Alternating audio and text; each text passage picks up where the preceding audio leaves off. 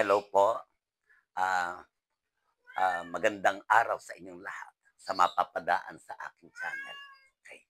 So today, in this video, I will be going to discuss to you the truth table. Okay. Ang truth table kasi, ginagamit ito para yung isang statement ay malaman natin kung ano ang kanyang value. Okay. Or pwede rin namang compound statement para malaman natin ang kanyang value. Okay, ano ba yung value na sinasabi ko? Pag sinabi nating value, ibig sabihin yung isang statement ay maaari maging true or maging false. So, ang value ng isang statement could be true or could be false. Okay. So, but before we proceed to the discussion of our lesson today, okay, sana mag-subscribe kayo so that you will be updated with all the videos that I will be going to upload. Okay. At yun nga, sabi ko magdi-discuss tayo ng truth table sa video na ito. At ang gagamitin natin dito ay yung ating mga statement or propositions. Okay. Ano ba yung tinatawag nating statement? Okay. Kasi mahalagang maalaman muna natin yon bago tayo mag-proceed. Okay. So, if we will be going to recall our grammar in English, there are types of sentences. Okay. According to purpose. Okay. At yun ay yung statement, question, command. So, simple naman, siyempre, pagka-command, ibig sabihin nag-uutos ka. So, that is not a statement. Kung nag-uutos ka, that is not a statement. That is a command. Okay. Kung question naman, edi ikaw ay nagtatanong. Okay. You are asking something. So, yun na ang question. Hindi yung statement. Ang statement is simply a declarative statement. Yung nagsasabi ka lang, may sinasabi ka lang na gano'n. Okay. So, ang halimbawa ng statement natin ay naandito. Halimbawa, sabi ko, there are 24 hours in a day. There are 7 days in a week. Okay. Studious person is intelligent. Graduate student becomes rich. Okay, ito yung example ng statement. Pero, magko-concentrate tayo sa kauri, kauri ng example number 3 and number 4. Okay, yung statement na gagamitin natin ay ganito, katulad ng 3 and 4. Bakit may pagkakaiba pa? May napansin ba kayong pagkakaiba doon sa statement 1 and 2 at doon sa statement 3 and 4? Okay, ito yung kanyang pagkakaiba. Ito kasing first statement is a general truth. Okay. There are 24 hours in a day. Ibig sabihin, always true yan.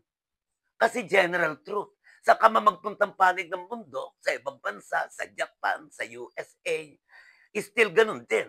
Parehas din natin. Ang kanilang isang araw ay binubuo ng 24 hours.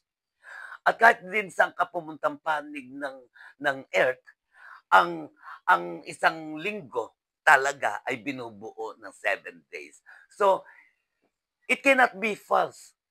It cannot be false. These statements, yung 1 and 2, will always be true. Lagi siyang true.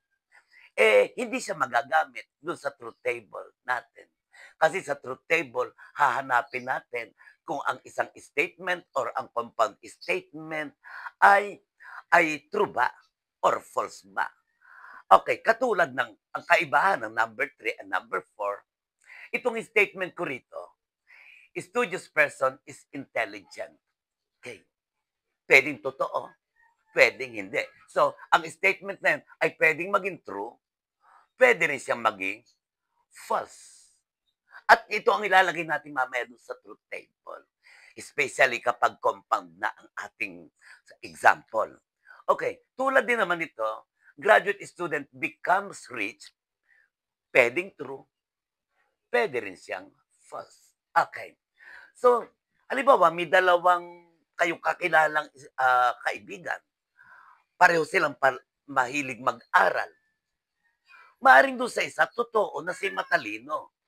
Okay, yung isang mapag-aral or studious ay maaari matalino. Pero maaring yung namang isa na studious din ay maaari namang hindi matalino. Okay. Ito naman, graduate student becomes rich. Kunyari, may kilala kayong graduate students, graduate na ng college. So yung tao na yon, nag-graduate na, pagdating ng araw, maaring ang isa doon ay mayaman. Maaari naman yung isa, hindi yumaman. So itong graduate student becomes rich, maaari siyang true, maaari siyang false. So, ganun tatakbo ang ating discussion today. At mamaya makikita nyo, ano-ano ba, paano nahahanap ang kanyang value, especially kapag compound na ang ating statement. Okay, I hope you are also familiar with the compound kasi meron tayong type of sentences according to structure. Yun ang tinatawag nating simple sentence, compound sentence, complex sentence, at saka yung isa ay compound complex sentence. So tayo magko-concentrate lang tayo doon sa dalawa. Yung simple sentence at saka yung compound sentence. Or dito, gagamitin natin ay single statement and compound statement. Yun ang ating gagamitin dito ngayon. Okay.